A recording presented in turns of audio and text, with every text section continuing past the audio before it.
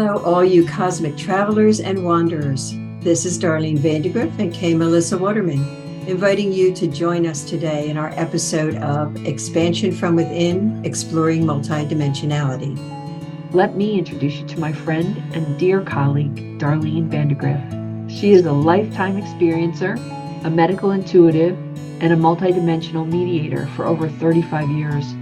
She's also an author, an artist, a teacher, and a mentor for spiritually invested people. And K. Melissa Waterman is my friend and colleague, and she's an intuitive mentor, a spiritual teacher. She also works with energy on many levels. In the past, Melissa has worked with Dr. Joe Dispenza on his research team. Join us on our journey of meeting multidimensional beings, exploring what it means to be human, and expanding our spiritual evolution.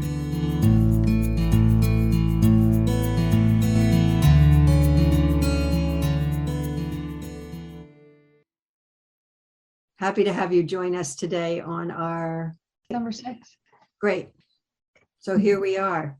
So I was thinking about our last time and how we were talking about intention. We were starting to get into it a little bit at the end of our last session. So how about we pick up there? Is that all right with you? Yes. Okay. Great. Let's just jump right in. What do you think? Can you help me understand what you mean by intention setting? Okay, so intention setting it's different than just saying that I intend to do this. And I think we mentioned that in the last one. Like people will say, for a New Year's resolution, well, I intend to do this year, but it falls short or it lasts, it doesn't even get started. But the intention that I'm talking about is a very firm commitment of something that you value, that you want to be pulled towards you, right? It's the law of attraction. You set an intention so that the universe can provide you with that. Now, it may not happen in a day or two, and it might take a while. In my own experience is I've set intentions sometimes consciously and unconsciously, and it's taken 20, 25 years sometimes for them to come around. But then I go, wow, I finally did get that, because we have to go through growth or whatever lessons or whatever else comes up for us. But that intention, as I see it, is that place of that real commitment, as if you were talking to somebody that you're creating this energy between you and the universe that says, I want this, I need this, I want this to happen for me. And it's different than, I think intentions not all the time work when they're self-serving. Like somebody goes, well, yeah, I intended to win the lottery for the last 30 years, and that never happened. But there's more to that. It's like, what are you going to do with that? Like some people can create that kind of money coming towards them, but it's not for them a lot of times. A lot of times they would say, well, they're philanthropic and they want to donate it here or there or whatever. And then I think that it's more capable of creating that intention and manifesting it. It does seem like when we set intentions, they have to be in alignment with our soul's purpose. I would say yes. And they don't actually happen if they're not in alignment with our soul's purpose, even if we want them really badly. If I want, I don't know, if I want to win the lottery, say, if it's not in my journey to be wealthy in this life, then I'm probably not going to win the lottery. Or if I do, I'm going to lose it really quickly or spend it or something else will happen. So there's no attachment. That's the other thing with intention. There's not an attachment to it. Like when you let it go, when you intend that this is what I want from my mind and heart, this is what I'm intending to put out there. If there's attachment to it, then you're not freely letting it go. Then there's an agenda, there's an attachment, there's a hidden something there that it just doesn't make it as free as it could be. Right. It makes so much sense. How could we be more intentional as a way of being? I think you have to know yourself. Mm-hmm. You have to know what is your biggest goal that you want to be or that you see in this lifetime that's really for your benefit, not money, not possessions. Like what what is it about you that you want to become? I think if you can really claim that for yourself and then set the intentions in moving forward. Like for me, my intention from the time I was little, I remember being 10 years old, creating a ice skating rink out of tinfoil and coming in the house and looking out the door and saying, I want to experience at least one thing in my lifetime. Like I want to continually to create. I want to be everything that I can be in this lifetime. And it was a silent commitment, but it also meant that I had to be visible, which is one of my lessons, is how to be visible and not try to hide. And, being out there is terrorizing for me for many reasons. Okay. So seeding the field, and we'll talk about that, but the intention to be visible in this lifetime has been a continual 50-year experience, of how to be visible and all the pitfalls on both sides of the spectrum of that lesson.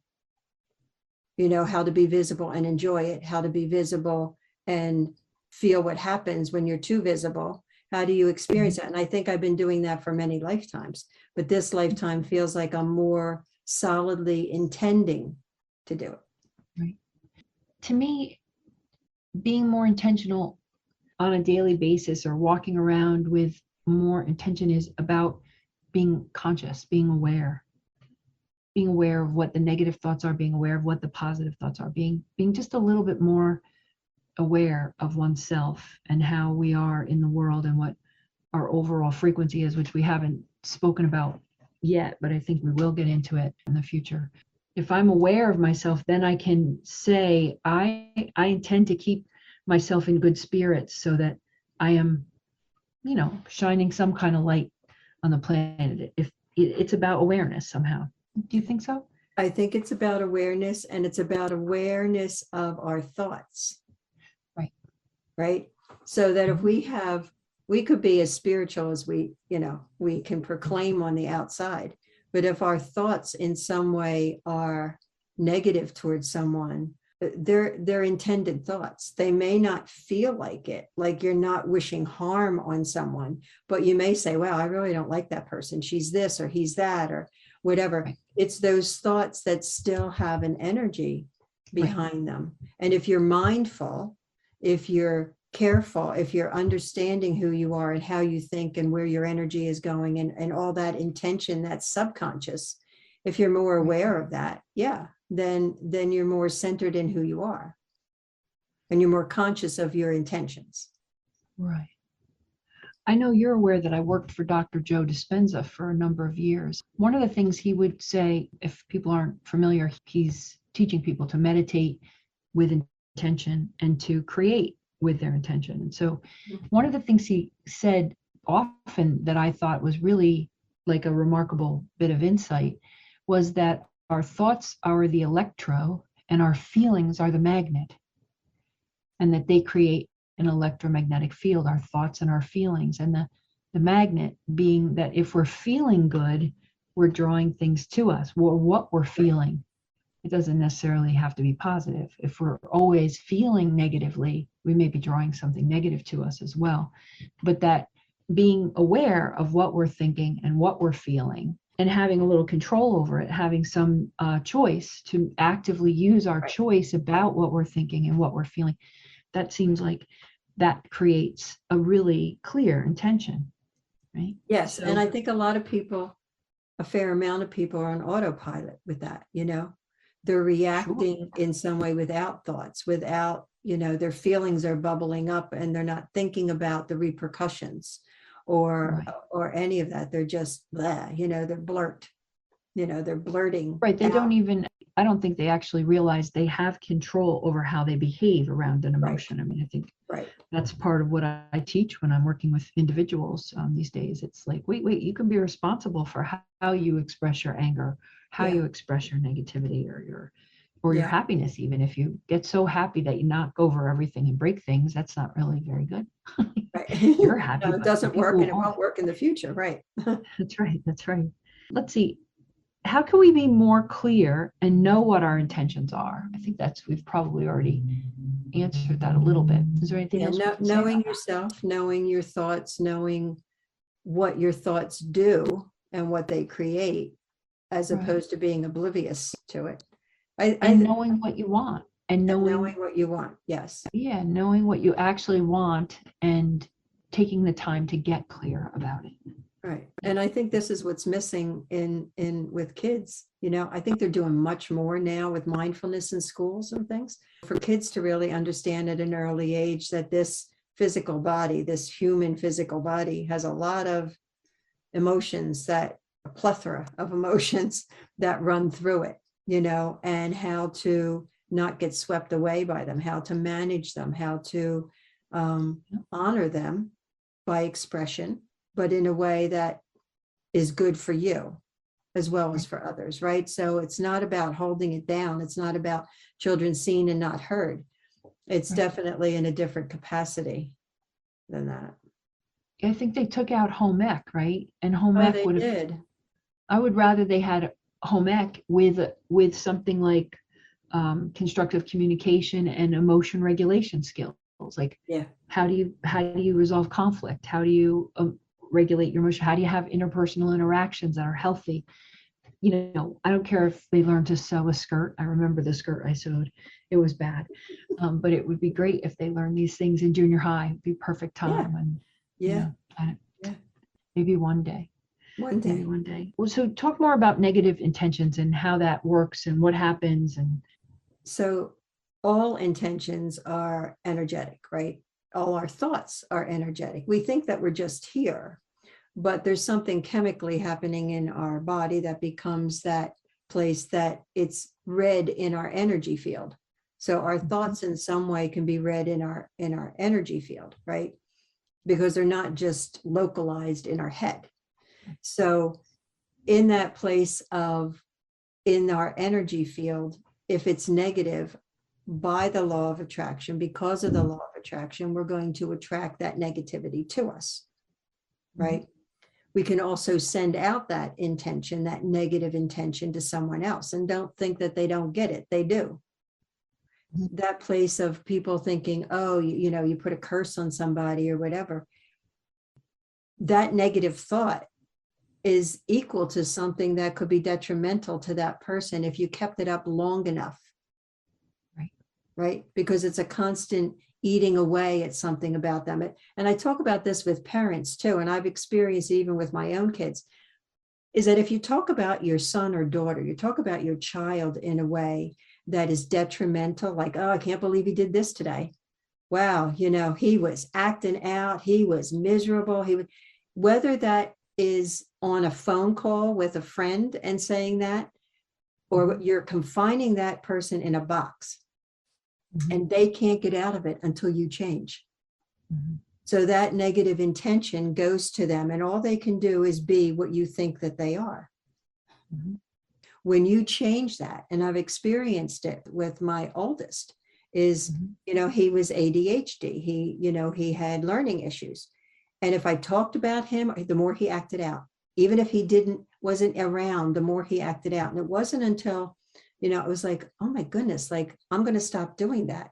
I'm going to see what happens in a week about me saying nice things about him. Even if he was still not, even if he's still acting out in some way, I'm going to find the good things about him. I'm going to say these good things about him. I was really tired of hearing myself, actually. And I did that, and there was a change. So that really brought it home for me that we have control over other people's actions, and not in the way by controlling them. It's how you think and feel about them. That's right on the paper here is the next question, which is how powerful are these intentions? And extremely. I think they're extremely powerful. Yeah, I think you've answered it.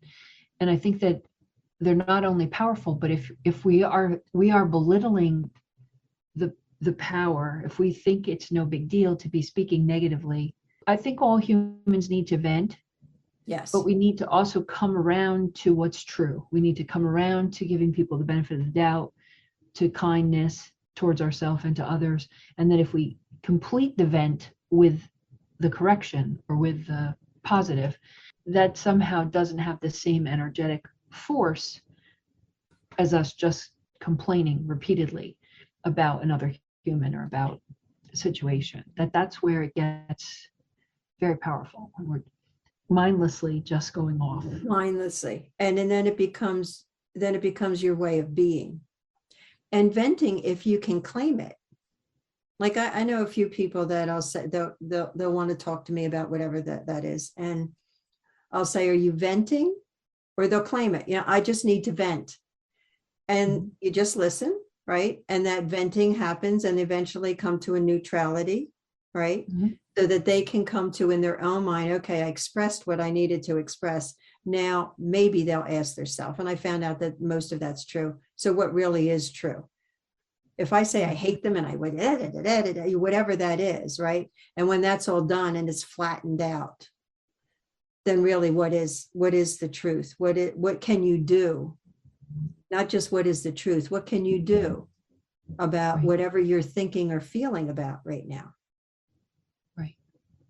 If we can be kind to ourselves in that moment where because we're also usually beating ourselves up for being in that bad mood, for needing to vent, for saying something negative about another person. So if we can bring the kindness in right away, then the kindness softens something and we can be kind to them as well. Yes. We see that our own need for kindness is their need too. Yes. That's a sweet treat. Okay, so how can we be more conscious of our intentions? How to be more conscious of our intentions? I think it still goes back to, is there a priority? Are you a priority in your life of being a better person, being a better human, being a better mother, father, brother, whatever that is? Are you committed to yourself about wanting to have a different vibration, wanting to be more conscious, wanting to have that different part of you that is more benevolent? Do you really want that? Where's your commitment to that? Because if that's a lead piece to your life, then I think everything else follows, right? If you intend to be a better person or you want to know yourself fully and you put that out there, that's one of your missions in this lifetime. I think things will come to you and you'll be more aware, be more intentionally aware of, oh, here's a decision that I have. So and so just did this to me, right? How did I? And you could go, oh, well, they did that to me, and you could play victim. Or is that going to serve me in this lifetime? Probably not. So if I want to raise myself up and take a look at one of my missions is to be a better person, then how do I need to look at this? How can I view them? Do I vent first and then say, how can I be kinder? How can I know them better? What might be going on in their life that they did that?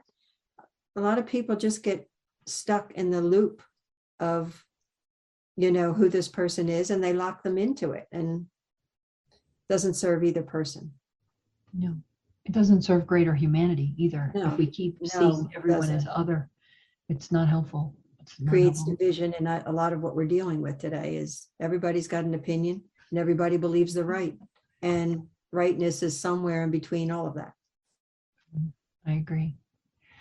So I just want to circle back about, I think you started with the idea of like a New Year's resolution versus an intention. For me, goal setting and resolutions are very different than intentions.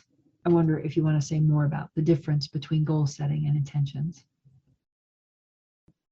I think goal setting, if you create a goal, you have to have the intentions that get you there, right? They don't just happen. You could say that, I want to do this in 6 months, or I want to look like this in 6 months or whatever. But setting that goal, whether it's on paper or whatever, there's actions and intention that will take you to that goal. That's that mindfulness that says, I'm important enough to complete that goal. And like you mentioned, if that goal is something that's on your mission statement, is in your soul level or whatever, then most likely it will happen. If it's not, it won't. The big thing with that is don't become too attached to it that it will happen, because it might not happen in that year or 6 months. might Right. happen later because you need to know something about yourself or you need to experience something first. Right. I guess I'm thinking about how we use the word intention kind of liberally, kind of without really understanding. Well, I intended to do it, but I didn't get to it. Well, I meant to, give you a call, but I intended to, but the kind of intentions we're talking about are not little promises or little hopes or some things we wrote on a list that we needed to get done today.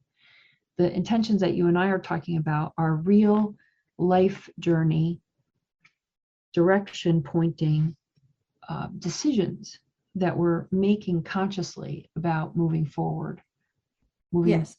toward the light, toward truth, toward growth. Yeah. They have much more energy to them. Right. It's a full body intention as opposed to a thought intention that gets watered down, or people use it as an excuse. Like, well, like you just said, well, I intended to call you. What does that mean? Right. Is that supposed to get you off the hook because you intended to call me? Right. Right. Let's talk a little bit about the field. I know we mentioned that last time as well. What do you mean when you say the field? What is the field? So the field is the quantum field, but it's a field of endless possibilities. So when you take an intention and it's one of those, it's a full body intention as opposed to a head intention, and you seed the field. So the field is infinite possibility. So you ever hear of, like there's 6 inventors at the same time come up with something specific. Okay. And whoever gets the patent first, the others just have to forfeit, right? That's the field. That's a conscious field that some people can tap into. We're all capable of doing it.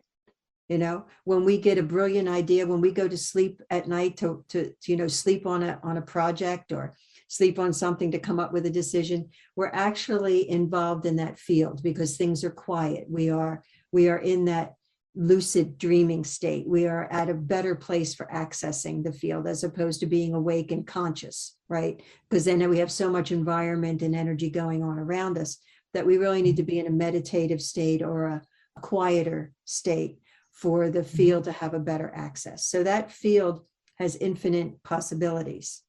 In the work that I know that works is you seeding the field, which means taking a visual, taking an intention, taking something that feels like it is so real to you, right? It is something that is not in your life right now, but I can see it, I can taste it, I can feel it, I know it, right? Even if it's not here. And you put that, you seed it. I call it, you seed it into the field. And then you let it go because you can't create it. It's the field and humanity, or the creator of the intention. It's like a figure 8. So you take it from your heart and mind and you feed it into the field, you seed it into the field, and then you wait for it to come back. You're not attached to it.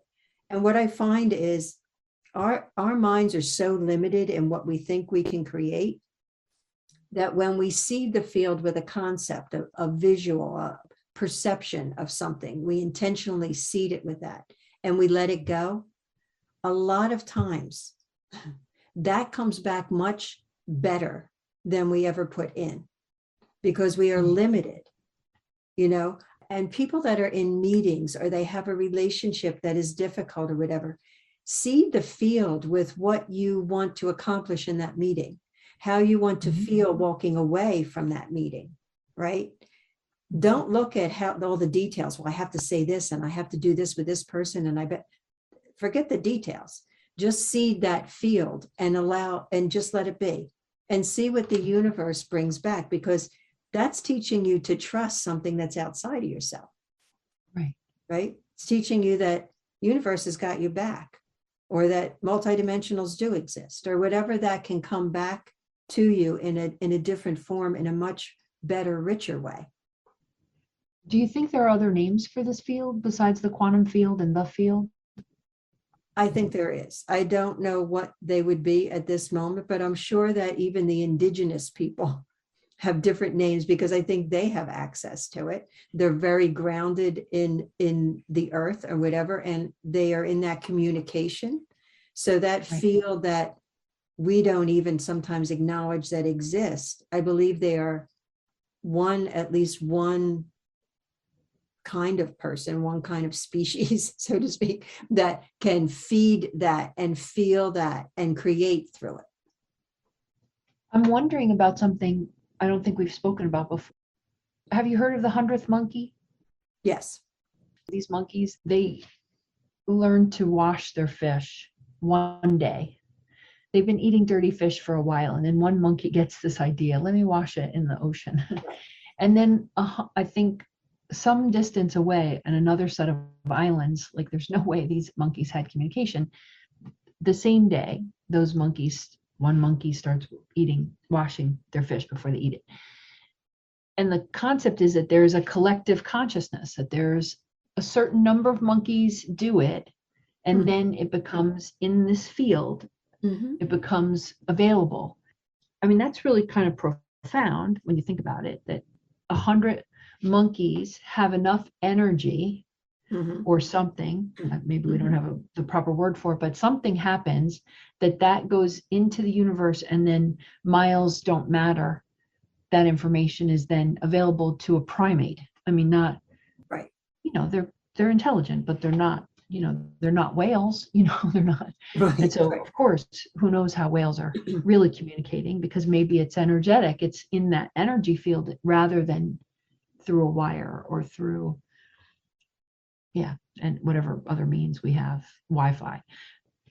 When people have talked about the quantum field, it feels like it's outer space, right? They're often making correlations to outer space, and how outer space, for lack of a better word, and the quantum field are highly connected. And yet, the monkeys were not in outer space. The monkeys were here on Earth, just miles away from each other, maybe 100 miles, but they were, I don't know how many miles they were, but some distance, but they weren't in outer space. Like, so the quantum field is around us, and Yes. and we're in it. We could be breathing it. We could be the fish in the water of the quantum field.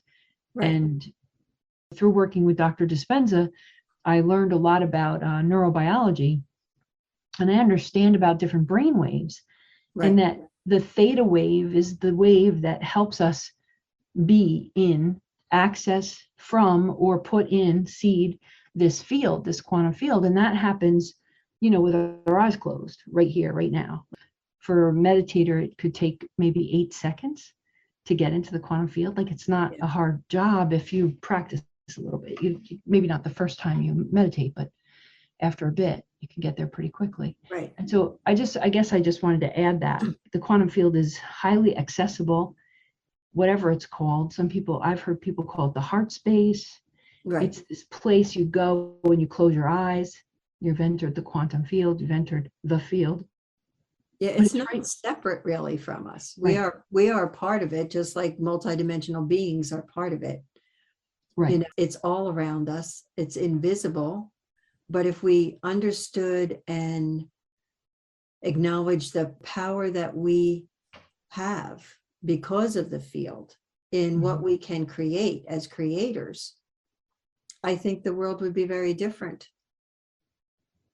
I agree. I mean, if we really owned our ability to create. If we owned our stuff, whatever is hurting us and others, if we owned that and became more accountable, made more responsible, had more integrity about that, I think that working with the field is our way into a different paradigm. And we're going to hit that at some point, talking about the paradigm shift, because it's an accessible place for us. We just, a lot of us don't know it even exists to be utilized. And if we become, I agree. If we also become accountable for how much negativity we're thinking about or putting out or just operating from, I mean, some days I can get pretty dark, right? If I'm just here all by myself, I'm like, oh, instead of, I'm not having. Just think of the time that we're in, Melissa. And how many people are anxious right now, and how many people, they're fearful and they're angry and they're divided and they're, that's all seeding the field. Right. And if we cleaned that up, we could be really pretty powerful like pretty miraculously powerful in how we create and what we create and how quickly we create. And Yeah. again, I don't mean it like a cocktail or a recipe, because it's true. I have many things I've created that took quite a number of years before they manifested, and I was very happy to see them when they showed up. But it brings up a point too, that those that call themselves the light workers or they're healers or however they are feeling themselves into that enlightened place, right? Mm-hmm. In this time that can be considered a very dark time for humanity right now, right? Mm-hmm. We can't get sucked into that. We can't get sucked into the drama and the trauma of that. We have to be seeding the field with something else, or it will become imbalanced. And that's going to be really hard moving forward, because what we're dealing with today isn't going to go away tomorrow. Right. It's going to take some time, and it's going to take a lot of energy for people that want something different, that have a different intention. It's going to take Right. that to seed the field, to have something different in this shift. It does seem like we're being called, or there is some process that involves a conscious decision to be positive, to look for what is good, to go toward gratitude, gratefulness, because we have a propensity. It seems a natural propensity to the negative. The thing we want to keep watching that car accident as it goes by. We have a thing about the negativity. Yeah. As a psychotherapist, I see it all the time. Like, people are really caught. They want to stop having negative thoughts, and it's like their neural pathways are really strong and superhighways, and starting a new one is hard. Getting a new neural pathway of positivity going takes a good while. Well, that if you look at the reason why there's so much negativity, one of the reasons why, and that's why the council has come in, one of their missions is to let go of timelines, right?